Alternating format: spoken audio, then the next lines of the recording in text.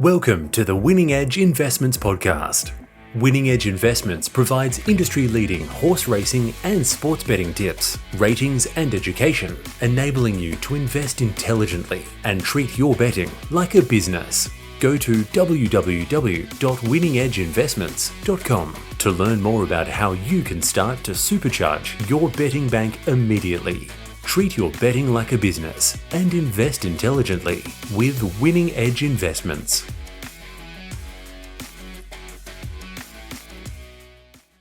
Busy last half an hour coming up, but it's great to have Dean Evans back from Winning Edge Investments. Head to winningedgeinvestments.com, tips, ratings and betting education for racing and sports. Dino, hello to you, mate.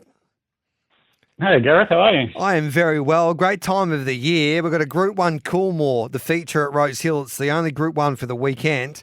And it is a fascinating race because you've got a favourite that has to defy trend a little bit. Wide gate. Favourites haven't got a great record in the Coolmore. I speak of the 3-year-old filly and Lady Shenandoah. With Bet365, she's into $2.40 now. Amelia's Jewel, $7. Lady of Camelot, $7. Curve Volante at $10. Marble Arch at $13. Firestorm at $19. Getting $21 for Alentia. Elsafina's $23. And then Grinsinger Bell, $23. Manal, $23. And Scarlet Oak is $26. How do you read this year's Coolmore, Dino? Yeah, look, like you said, from a historical profiling perspective, it's an interesting race. In the last 13 years, only 2 winners at under $8, and then the other 11 sort of between $8 and $26. So if you like to find a price, this is a race to find it. And we've got the 2 favourites in the race, both 3-year-old fillies, where there's been, in the last 13 years, 37 3-year-old fillies, and none of them have won.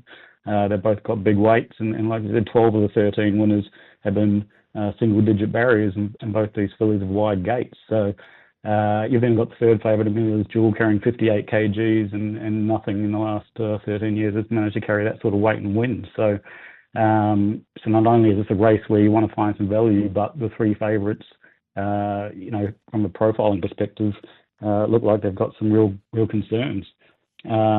So this is a race where I think is a good betting race, and there's some opportunity. A horse I think is very high quality is Elsafina. She's a Group 1 place WA mare. She ran really well last prep. She won a Group 2, and she was third in the 2 rack, and a pretty close fourth in the Empire Rose. She's an A-grade mare. You watch the replay of her first up run, she just never got clear. So you can put a line through that. It looks like she's going really well. I think based on form, McAvoy to Shin is a very positive riding change, and she's drawn barrier 5. I think Elsafina at something like $23 is a huge price. And I thought Marble Arch was another who, despite being 10th up here, her last 2 ratings have been her best ever. She's in great form. She beat a good field last start, and she's another that ticks a lot of boxes for winning this race, and in a race where I just think there's a lot of value. Yeah, I agree with you. Elsafina, Grant Williams, fair to say, when I interviewed him on that Monday, was dirty on the McAvoy ride. I even give a horse, I know she's got 55.5 Alentia, a bit of a hope in this race from a low gate. Should be a handy enough tempo. I agree.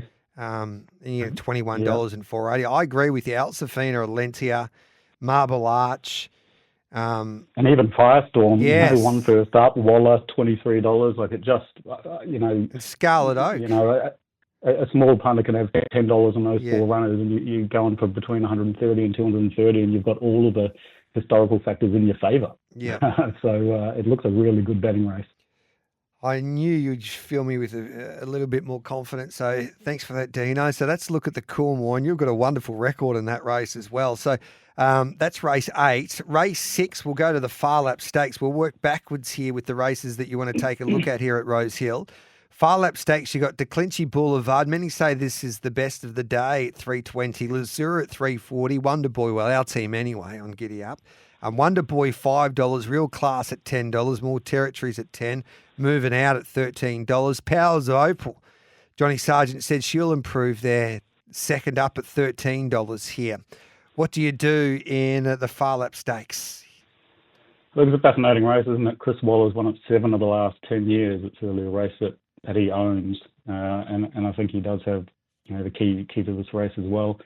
I am leaning towards Leisure. I think Okay. she's been solid the last 2 runs. She just maps really nicely. It's a really slow speed here, and on my map she sort of looks like she's just going to get a really lovely trail and a slow speed. Could even lead if she wants.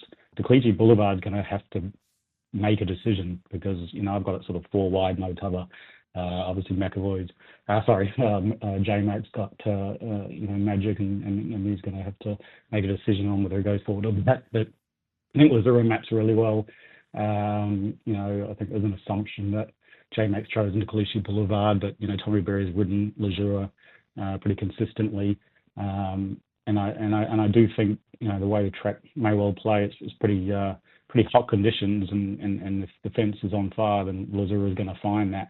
It might be the one. I do think the filly to look from a long-term perspective, even futures for the Vinery and the Oaks, is Real Class. I think she's well named. She's a really, really good filly from a small time trainer in New Zealand, but a good trainer. But she's really impressive, and Real Class as a horse you definitely want to be following for the Vinery and the Oaks. Interesting, on the Sydney set there yesterday, Chris Waller joined Mickey Gannon and Tom Papley, and they were going through this race, and the boys overlooked Real Class, and Chris Waller pulled him up and said, hang on a sec, Real Class has got plenty of class, and he did mention the Vinery. So I like that push from you, mate. So we'll have something on her for the Vinery ahead of tomorrow's Far Lap Stakes. So you're with Lazura and the Far Lap Stakes. We'll go to the Sky High Stakes now, which is race 5, bet 365.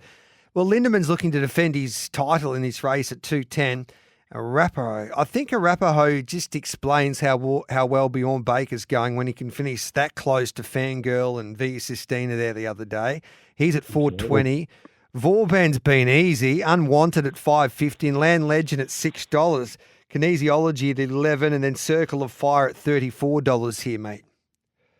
Yeah, I got to admit I got a bit of an interest in this race. Winning Edge Investments took a share in Vauban. So how much money you guys got then? Unbelievable. Yes. Oh, look, when you got a horse like that with its record, and what it's done, and running second on a ledger to Kyprios, who's the best stayer in the world. Yeah. It was hard not to be excited about the opportunity. So, it'll be interesting to see how it goes from a weights perspective. It's a weighted certainty, Vauban. The top-rated horse by a long way, and it gets into 56.5. It's quite hard to believe. But obviously first up, and a horse that's going to want a bit further. I do think Lindeman's the one to beat here. I just think the soft tempo, won this race by 4.5 lengths last year. And they ran +6 lengths above par, and it's just absolutely flying. It's running the Chipping Norton this year. It was only being half a length, rated quite a bit better than its third in the Chipping Norton last year. So Lindeman's flying. It's just going to set the tempo. I think it's going to be a pretty slow speed, and I think Lindeman very hard to beat, but obviously hoping that Vauban can put in a really nice effort. Would you go forward with him? Yeah, I think so with that speed. I don't think they're going to want to be dictated to. It's going to be a sit sprint, and that's going to suit Lindeman. I think Lindeman will lead, and Vauban will push forward. I think Kinesiology will probably push forward as well. Yeah. Then you probably have a wrapper over there fourth, and the others will drop out the back. And I just think it'll be hard for Arapaho in a sit sprint to run past Lindeman and Vauban. But the horse is flying, and we'll see them in the Tancred. Are you concerned about the heat with Vauban, or you think you'd be acclimatised to Australian conditions now? I think it is a bit of a concern. It's 35 degrees or something on Saturday. Yeah. Remember, Willie said anything over 25, he's buggered, basically. Yeah, so it is a concern because he's melted in the 2 Melbourne Cups. But I guess at the end of the day, we need to acclimatise the horse, right? So my presumption is they'll still run, and hopefully it's all part of the plan with the horse is the Melbourne Cup. That is the ultimate goal, and everything's being set towards that. So he's going to have to get used to the heat. You might as well run him in it. No, interesting that you purchased a share. So I wish you the best of luck, Dino. Thank you. Appreciate it. And then we'll have a look at the other race that we'll take a look at here is the Magic Night, which is race number 4. Strata Varena's at 290. They continue to back her after all the way victory there at Canterbury. Artistic Venture at $4.20, Cariska at $9, Memo at $12, Autumn Blonde at $12, Gambas at $12, Open Secret at $13, and then we go out to a Dream Side at $19 here, Dino.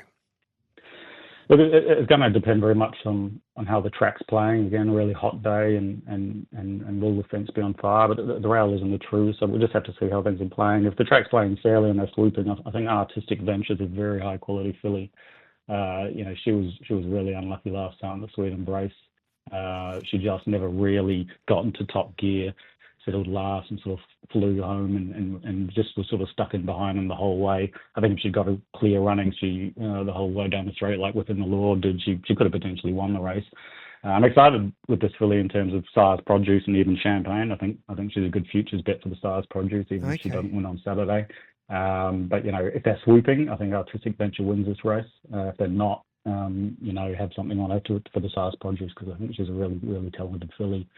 Memo is as well, but whether she's just trained off and had too long a prep, she's a bit all in the last start.